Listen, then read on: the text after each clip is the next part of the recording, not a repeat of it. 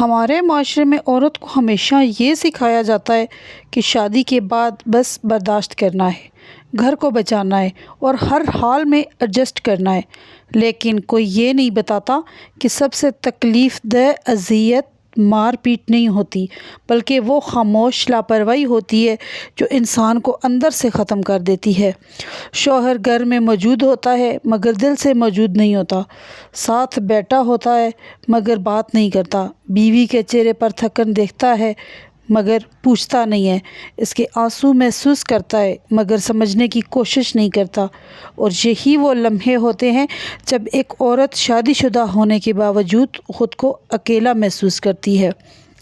بہت سے مرد یہ سمجھتے ہیں کہ اگر ہم بیوی کو کھانا، کپڑا اور گھر دے رہے ہیں تو ہماری ذمہ داری پوری ہو گئی ہے، حالانکہ عورت کی ضرورت صرف سہولت نہیں ہوتی بلکہ احساس ہوتا ہے۔ عورت کو بڑے تحفوں کی ضرورت ہوتی ہے۔ عورت کو چند لفظوں کی ضرورت ہوتی ہے، جیسے تم ٹھیک ہو، تم تھک گئی ہو، میں تمہارے ساتھ ہوں۔ لیکن جب یہ جملے بار بار نہ ملیں تو عورت اندر سے ٹوٹنے لگتی ہے، کیونکہ عورت کی محبت توجہ مانگتی ہے اور لاپرواہی محبت کو خاموشی سے مار دیتی ہے۔ شروع میں عورت شکایت کرتی ہے، بات کرتی ہے، رو پڑتی ہے،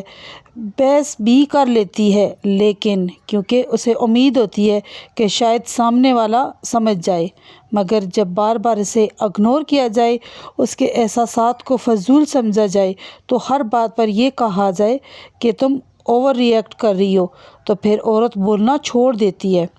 عورت کی خاموشی اس کی خوشی نہیں ہوتی، یہ اس کی ایموشنل ڈیتھ ہوتی ہے، کیونکہ عورت جب چپ ہو جائے تو وہ اندر سے ختم ہو چکی ہوتی ہے۔ یہ بھی حقیقت ہے کہ ہمارے معاشرے میں مرد کو احساس اور محبت کا طریقہ سکھایا ہی نہیں جاتا، اسے صرف کمانا، حکم چلانا اور مرد بننا سکھایا جاتا ہے۔ اس لیے وہ سمجھتا ہے کہ خاموشی کا مطلب سب ٹھیک ہے، لیکن عورت کی خاموشی اکثر اس بات کی علامت ہوتی ہے کہ اب وہ تھک چکی ہے، اب وہ لڑنا چھوڑ چکی ہے اور اب اس کے اندر کچھ باقی نہیں رہا۔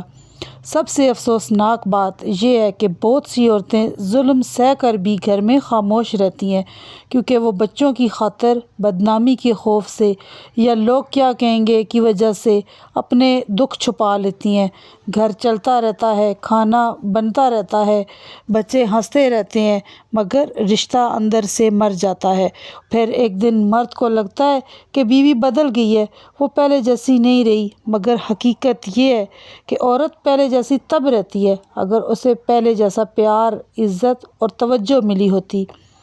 سچ تو یہ ہے کہ عورت کو سب سے زیادہ تکلیف تنہائی سے نہیں ہوتی، عورت کو تکلیف اس تنہائی سے ہوتی ہے جو شوہر کے ہوتے ہوئے بھی محسوس ہو، کیونکہ رشتہ صرف نان نفقہ سے نہیں چلتا،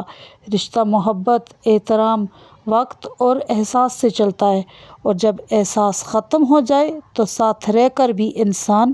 اکیلا رہ جاتا ہے۔